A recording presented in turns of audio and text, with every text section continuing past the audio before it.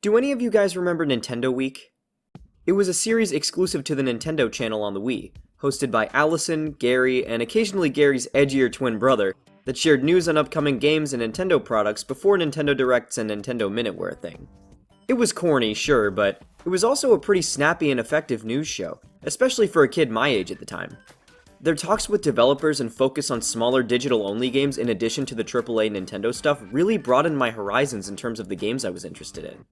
It was how I found out who Shigeru Miyamoto was, and it introduced me to the concept of indie games, directing me to several games and series I would have never tried otherwise. These included games like Scribblenauts, Cave Story, and of course, the Bit.Trip series.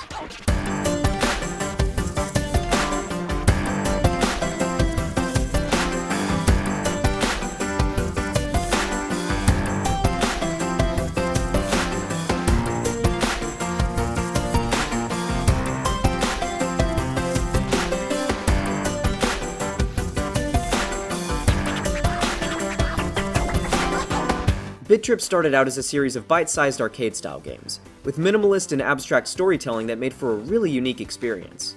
It was especially interesting for a kid like me who, at the time, hadn't really dug into anything other than platformers, kart racers, and Smash Brothers. There's a very clear rising and falling action across all 6 original games, detailing the complete life of the game's main character, Commander Video.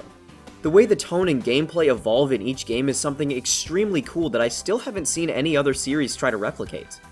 Each game introduced a brand new set of core gameplay mechanics as well, with everything coming full circle beautifully by the end of the series. They're all a great time, but in terms of pure fun factor, Bit.Trip Runner was definitely the game I latched onto the most. And I'm far from alone on that front.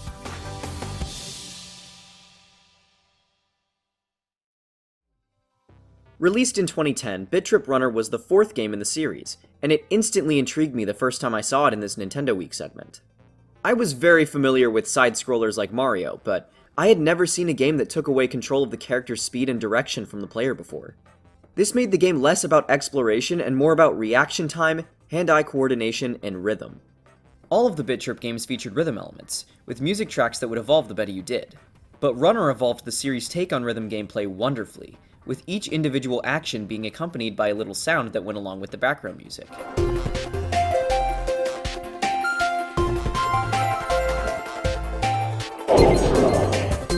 You only had a handful of moves, including jumping, kicking, and sliding, but in order to get to the end of each level, you'd need to use them on beat with near perfect timing or you'd get bumped all the way back to the beginning of the stage.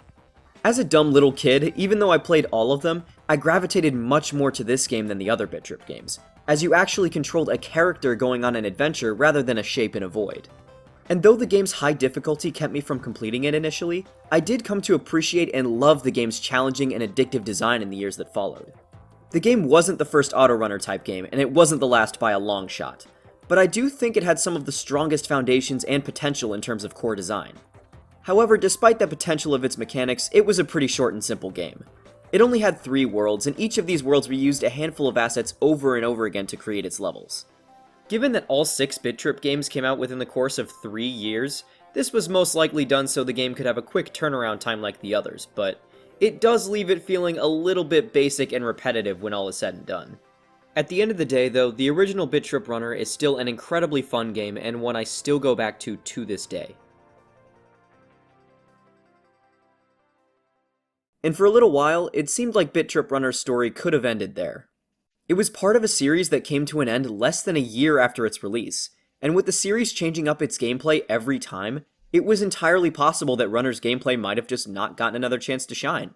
But it wouldn't take long for Gaijin Games, now called Choice Provisions, to announce that they were working on a direct sequel to Bit.Trip Runner, which I instantly became incredibly excited for. Given that I was around 12 years old at the time, Runner 2 was one of the first games I ever actively followed the development of. Plus, Choice Provisions became one of the first studios where I grew familiar with some of the real-world developers behind the games. Before middle school, though I was obsessed with video games and was active on sites like Newgrounds where people shared their own games, the behind-the-scenes aspects of game creation were a complete mystery to me. So seeing the developers talk about their game in progress on Nintendo Week and making microgames and WarioWare DIY was something brand new and really exciting for a kid like me. And in 2013, after what was barely 2 years but seemed like an eternity for younger me, Runner 2 was released and quickly became one of my favorite games of all time.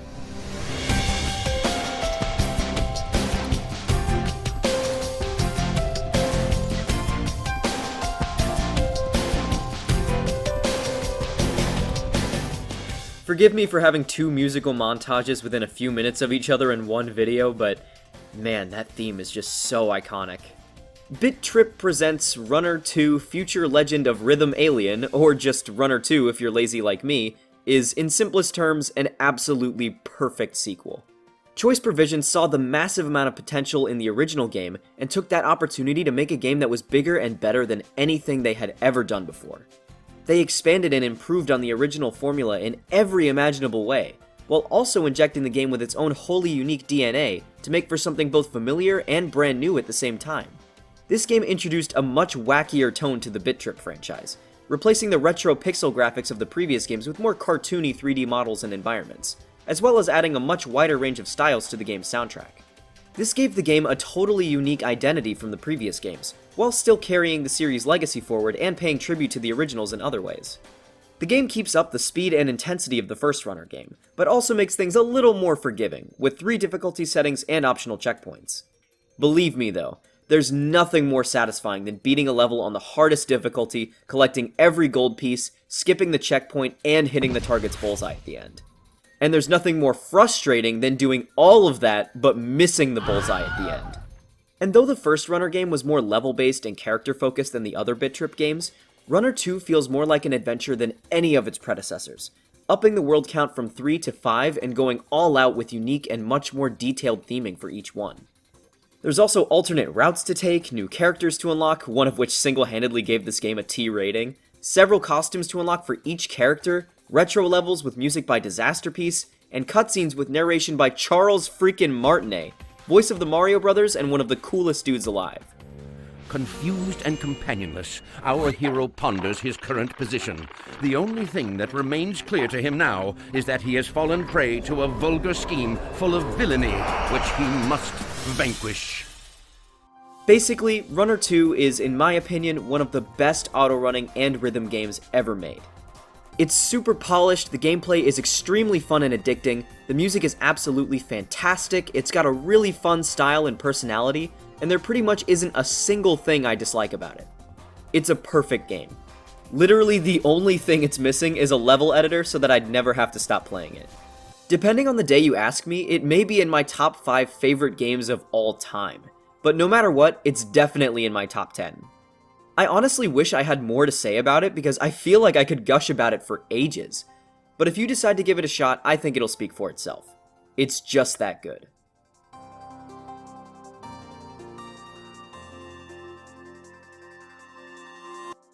And you know what? I was honestly satisfied with that. Choice Provisions began to step outside the Bit.Trip franchise and tackle other projects for a while after Runner 2's release, and the game was such a perfect and replayable sequel that I really didn't know whether I should have expected another Runner game. Of course, given that I loved the game so much, there was always a part of me that hoped we'd get more, but I never put too much energy towards it. But one day, on social media, Choice Provisions said they had a secret game to announce, and I started to get my hopes up, and for once in my life, getting my hopes up actually paid off. The game title. That's rather obvious.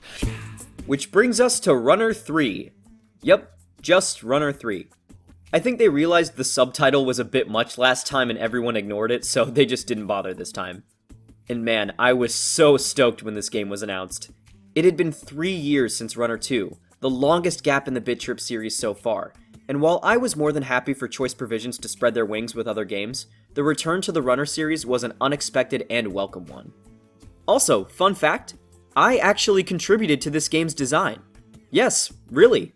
At one point earlier in development, the company held a little crowdsourced competition on their dev blog. People could contribute ideas for food-based obstacles in the game's food land, and the best ones got picked to be in the game. So, yeah, this bouncy jello? That was my idea. So technically, I helped design a part of this game. No, they didn't put my name in the credits or anything, but, you know, that's fine. I don't really care that much. So, we were lucky enough to be graced with a complete trilogy of Bit.Trip Runner games. And now, given how much I loved the second game, I guess the million-dollar question is Runner 3 the greatest one of them all? No. but I still like it a lot. Runner 3 is once again a terrific game. It's incredibly satisfying to play, it's got some of my favorite tunes of the entire series, and it brings back most of what made the other games so great while also attempting to push the series forward, making for yet another experience that can stand alongside the others while still being its own thing. It's no doubt a worthy entry to the franchise, but there are a handful of things that I think make it fall slightly lower on the totem pole for me. The biggest problem I have with this game is repetition. The world count is now back down to 3, but each of the worlds still have great theming and stand out from the others. You might think the smaller world count makes the game shorter than the previous one, but when you dig into it, it's actually the complete opposite. See, the thing about Runner 1 and even 2 to an extent is that across their worlds, they reuse a lot of the same assets and general course sections to build their levels. However, the fast-paced gameplay keeps them from becoming boring, and especially in Runner 2, there's a lot more going on that prevents the worlds from wearing thin or feeling like they're rehashing the same levels over and over again. Runner 3, though it still retains the same basic gameplay concepts, does a lot to make each individual level stand out from the others, and attempts to give the player much more to do in each level than the previous games. That may sound odd for an auto-runner game, and, well, it kind of is. Each level has a gold path, which is the main path of each one. New to this game are gem paths that unlock a handful of additional level sections and allow you to collect gems that can unlock other things on the world map. And some levels have side quests to do. Yes, side quests in an auto-runner game. These show up at the middle sections of certain levels and have an NPC give you a quest you need to complete by going to another level, which, in my experience, usually requires you to replay a level you've already played to collect something, and then replay the level where you started the quest in order to complete it. So, if you're going for everything, which in my opinion is the most fun way to play the runner games, that means you're going to have to play through every level at least twice, and sometimes upwards of 3 times. Given that this game still implements the unforgiving system of booting you either all the way back to the beginning of the level or to your last checkpoint if you hit anything, this can lead to some levels getting really old after a while. When you look at the amount of extra attention given to the additional 3D space in each level, the side quests, the collectibles, and especially the excellent bonus levels where you control Commander Video freely, it seems like deep down, Choice Provisions were really itching to make something a bit more like an actual adventure game or a traditional platformer. I guess they might have thought they were tied down by the auto-running formula the series had stuck with so far, but honestly, I think it would have been totally cool if they had decided to make a brand new game called Bit.Trip Adventure or something. They could have used the world and tone established in Runner 2, but given the player more freedom to explore and made the design of the levels a little more complex. Having sections like the minecart or the rocket be the only times where the player loses control of their forward momentum would have also been a nice callback to the gameplay of the Runner games. In any case, despite how much I've criticized it so far, I don't think Runner 3 is a bad game by any stretch of the imagination. Despite the changes this game makes for better and for worse, the core gameplay is still that classic Runner goodness I fell in love with all those years ago. The music is once again amazing, the sound design is the best it's ever been, and Charles Martinet returns to narrate, and you can even play as him? Okay, I take back every negative thing I said before. And even though I prefer the faster and more frantic gameplay of Runner 2, the awesome slam move and the collectible gems add an additional level of satisfaction and challenge to the stages. Like the other games, getting to the end of the stage and collecting everything, especially without using checkpoints, feels really damn good. Plus, like I mentioned earlier, the levels themselves are a lot more dynamic and have lots of unique quirks that set them apart from the others. The wackiness of Runner 2 is amped up to 11 here, and while by this point the tone is very different from the roots it spawned from, it's a lot of fun in its own way.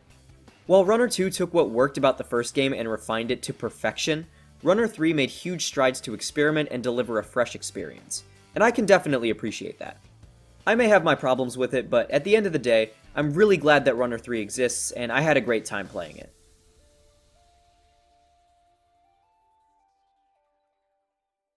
So, that's the Bit.Trip Runner trilogy. Feels good to call something a trilogy, you know? Just feels so much more complete that way. It's been almost 15 years since the series began, and in my opinion, its impact can't be overstated. It was one of the first indie series that was brought into the spotlight by a big-name company like Nintendo, and was part of a very special era at the beginning of the early indie game explosion.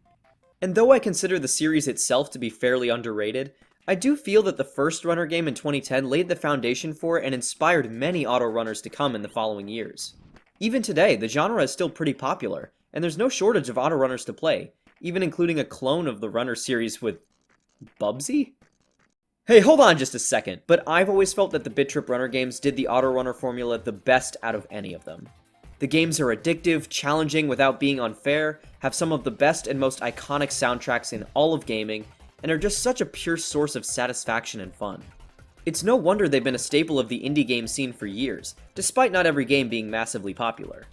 Who knows if we'll ever get another runner game or something totally new for the Bit.Trip franchise, but I for one am more than satisfied with the games that we have, and I'm super grateful to Choice Provisions for providing me with some of my fondest gaming memories over the years. Oh hey, they just uploaded a new YouTube video. Oh my god! Okay, it's happening! Everybody stay calm! What's the procedure, everyone? What's the procedure? Stay calm! So yeah, this video was originally meant to end with Runner 3, but within the time it took me to make it, a new Bit.Trip Runner game ended up releasing. We haven't had it long enough for me to feel like I can do a full, proper dissection of it, but despite my love for Runner 2, it's hard for me to deny that Bit.Trip Rerunner is the definitive runner experience. It brings the runner formula back to its perfectly refined basics, adds new abilities for more frantic gameplay, and gives us existing runner fans nearly everything we could have ever wanted. It packs in a complete remake of Runner 1 with brand new remixes of the original tracks and beautifully upgraded visuals. It has nearly all of the music from every single other Bit.Trip game. It includes dozens of brand new levels to play made by Choice Provisions, which allow you to unlock all sorts of fun extras. And best of all, it finally allows players to create their own runner levels.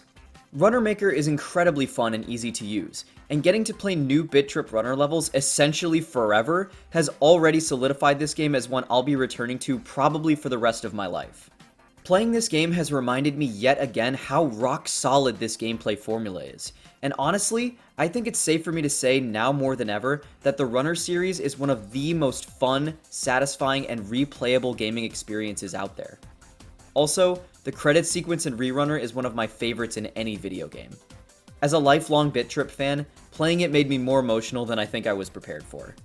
If nothing else I've said so far has convinced you to give this series a try, I'm begging you to pick up Rerunner on Steam and support the game and the studio. It's the perfect jumping on point for new players, and for returning players, there's enough new official and user-generated content to keep you coming back until the end of time. I swear to God I'm not sponsored by Choice Provisions, even though I would very much like to be. I just love this game so much, and I want to share it with as many people as possible. So one more time, I just have to say, thank you, Choice Provisions, for giving us these games. No matter what point I've been at in my life, I've always been able to count on the Runner games for hours and hours of entertainment. I jam to the soundtracks when I'm working out, I sing the game's praises to anyone who will listen, and whenever we've been lucky enough to receive a new game, I find myself transported back to the days of watching Nintendo Week and getting excited for new WiiWare releases all over again. Commander Video's adventures have been a huge part of my history as a gaming fan, and even if now the Bit.Trip truly is complete, I'm extremely grateful for the journey we've had so far.